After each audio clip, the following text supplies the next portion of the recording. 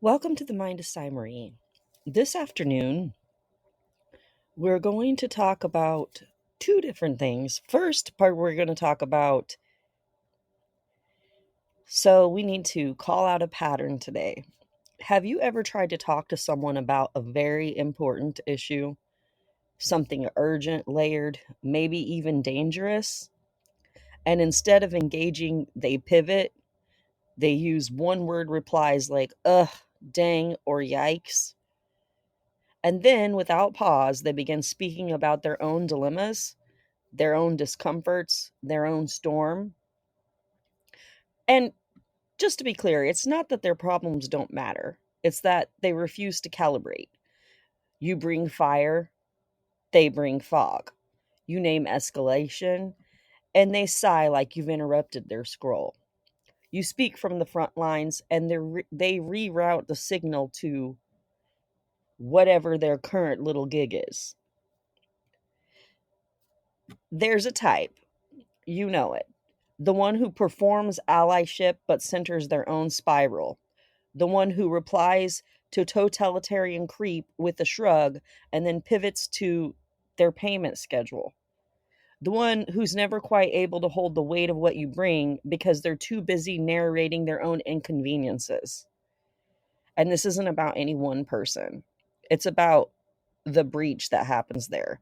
The moment when you realize, I'm not here to be your therapist, I'm trying to build legacy. And if you can't meet me in the fire, why are you asking me to stay here in your fog?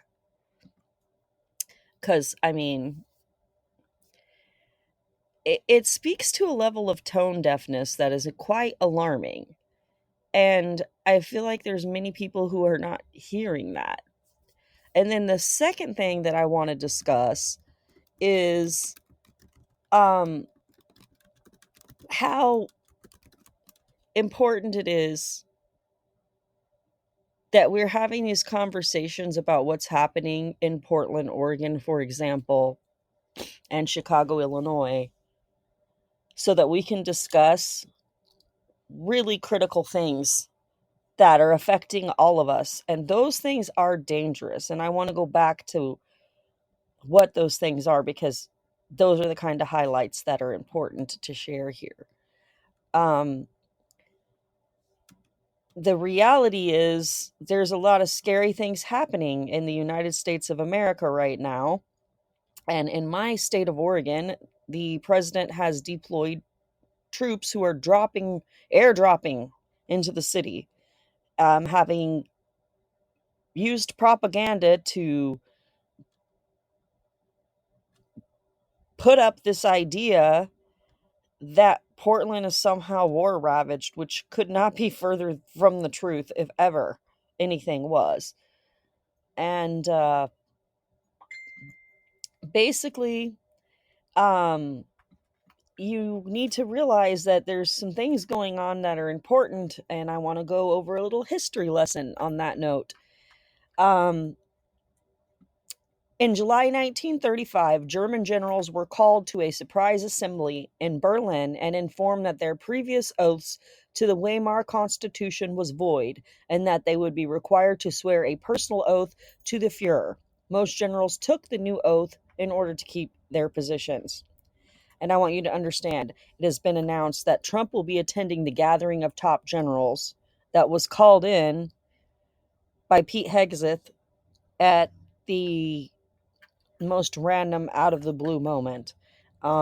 Hundreds of top military officers and staff have been summoned to Virginia on short notice for a speech by Pete Hegseth.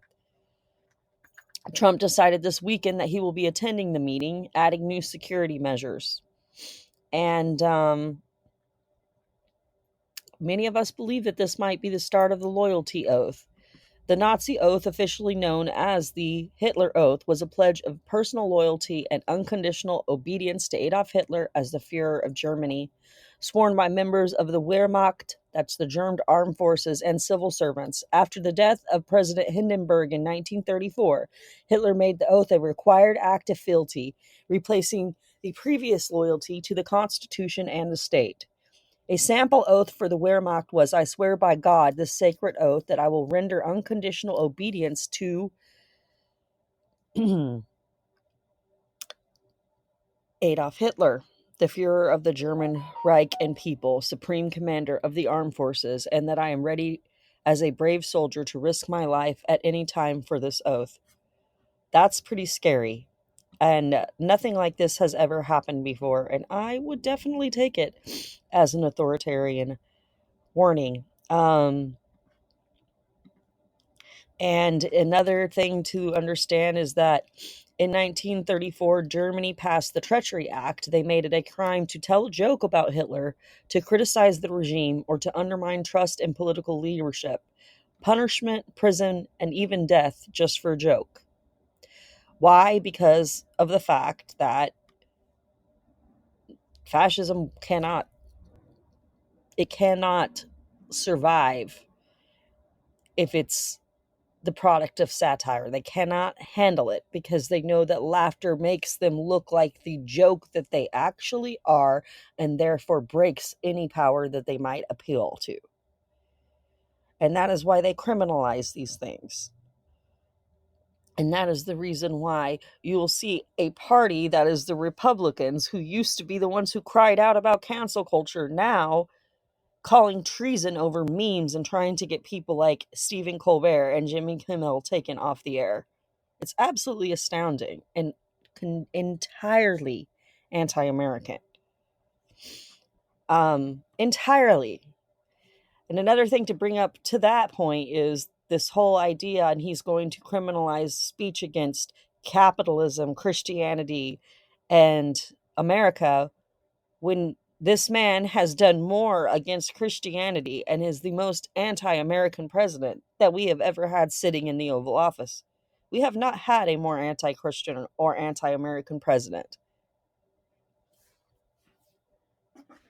And we've had some doozies, I will say that. But in all reality, this is the worst. This is the worst. And that is important because as we face this, I want to bring up something called the Long Night of the Knives. And what the Long Night of the Knives was, and how this is probably going to happen here, and how lately there's been a lot more division happening.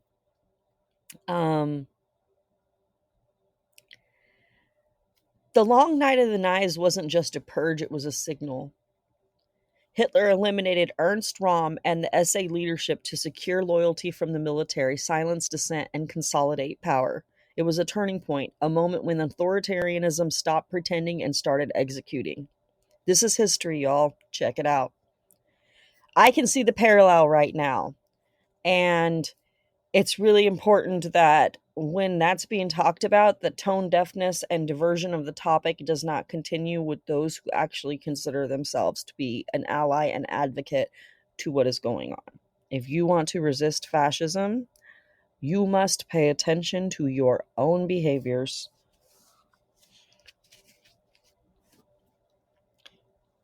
Instead of understanding that this is not just trivia discussion, this is pattern recognition. This is happening again, and it's happening in my state in real time. I have many relatives who voted for this man too, and I cut them out of my life because of it. And I wrote an article a few months back about how I feel like they signed the death warrant on people like me. And now I have friends that are in Portland that I know are nothing like what this regime is trying to label them as. And this propaganda that has been used to send in troops after American people like me based on lies was propped up by those very own family members. And it's not that I don't love them, but you understand that if they're going to send these kinds of things, and I have Hispanic children, and they're going to be a part of that, they're going to go through people like me first. And not because we want that, because we're not the ones that are out here trying to cause any kind of violence, pain, or oppression. And I want to make it very clear, I am not a liberal, and it gets attached to me constantly all the time. I'm a free-thinking person. George Carlin would be very proud of the few of us who are left. I'm a critical thinker. And for the record, I'm a card-carrying libertarian and have been for over 15 years. I have not been a Democrat or registered Republican at any time during any of the administrations that Donald Trump has reigned. I did not vote for him in any single one of the elections that he ran for. I have not liked him since I was a child. I was one of those kids that I could look at someone and sometimes I could just see it. I could just see that there was something smug, dark, and ugly about their soul. And he was one of the first people that did that to me. And I have always done well for myself when I followed my intuition and my convictions, but I sure hella fucked up every single time I didn't. And let that be some wisdom given to you from Marie directly. I admit my mistakes, I take accountability, and I by no means will tell you that I'm a perfect human being. I am not. But I do follow my convictions, and I do have a hatred towards evil. And when I see evil things happening, because I've educated myself and paid attention to history, I'm going to notice the ones that are doing it. And if people that I love and respect want to continue to prop up and elevate and exalt people who are doing everything that is completely anti-American and anti-Christian by everything that I know, and that I know that I could cite to them from the very books, such as the Constitution and the Bible in many different forms. Yes, that's right. I don't just subscribe to reading the Bible in one form. I actually am smart enough to know that in order to understand everything, I needed to read those books that the church has told me I wasn't supposed to. Because the Bible was inspired by God and written by man. Therefore, when the anthology was put together and collected, depending on whose hands put it together, you got the publication version that they wanted you to receive. Since I am an author, I understand what that means. That means that you're not getting the entire subtext. That means that you're not seeing the full picture. That means that certain narratives are being silenced in favor of others so that they can be used to control the populace, and so that power is retained by a select few. And fortunately, for those of us who choose to continue to be lifelong learners, who understand the value of reading and writing and constantly reassessing and analyzing information as it comes, we get to now be the ones that are the intellectuals who will be crucified in all of this. Fortunately, yes, we're smart enough to be able to go, I love you. Let me explain to you why this is a mistake. And let it be known that this man has told his followers and the entire world that he doesn't really, that the smart people don't like him, that he loves the uneducated, and that the rest of the world is going to hell without him. And this is greatness to you all? Calamity and trauma? Having our very own military deployed in our cities across the United States, making us weaker as a nation because we're distracted by doing all this in here. What's going on with the other true works that the military is supposed to be focusing on? And calling Portland war-torn when it looks nothing like a war-torn zone? This is propaganda. It's a perfect distraction. And let's not forget about the Epstein files. Everything that I'm talking about here, these are all the problems and the complexities that are associated with this. And I have seen different experiences from different people lately. I know of an experience where a Native American relative told another one that they were a Nazi. I just told an aunt that if she supported someone who supports exalting things that I know are anti-Christian, that the Bible tells me I'm supposed to pick up my feet and dust them off and have nothing to do with her anymore. And that if she supported it, she was a Nazi and had lost my respect. See, everybody's talking about how you should be able to say what you want to say. And yes, you should.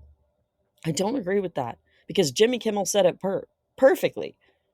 Without free speech, it's not a free country. But that doesn't mean that you're not going to face consequences on certain things, like people not wanting to know you, like people telling you when they see you're doing things that align with Nazi ideology that you're being a Nazi, that you're aligning with a Nazi ideologist. And it doesn't matter if you don't like it. Words and definitions are words and definitions. If you don't like what they mean, then cease to operate under their umbrella. If you don't want to be called that, come out of the MAGA cult. Open your eyes. Start considering that the world is bigger than you. And if you call yourself an activist, when someone comes to you and they're talking to you about something serious, stop pivoting and saying short, one word responses like, yikes, dang. Because it makes it seem like you really don't give a shit. And at that point, if you're a real activist who actually cares like me, I'm disengaging from the conversation. Because I'm not here to sit here and be a sounding board for you to talk about all your stressors for when I'm in the middle of talking about serious activism issues. That is not the time or place. It's a diversion of the conversation, and it's hijacking the intent. I got other things to do. And I don't say that because I want to be cruel, mean, or disparaging. It's simply the honest truth. So I hope those of you out there, when you start having these conversations with people from Oregon and we're telling you that these things aren't true, can you please just hold up and not talk about yourselves and your states unless they have similar situations going on? Because we're supposed to be coming to the table to find ways to resolve these problems together, to work together actively so that we can stop authoritarianism. And I am not a medical professional. I cannot give licensed therapy advice. If you need therapy, go get it. Go get it. Seek the help you need. Yes, I know everybody needs 12 minutes with a friend once in a while. I have been that person more times than I can count. But in the night, when I'm worried or when I'm talking about things that are serious, like what's happening in my state, there's no one there to support me. I support myself, educate myself. I spend a lot of time alone.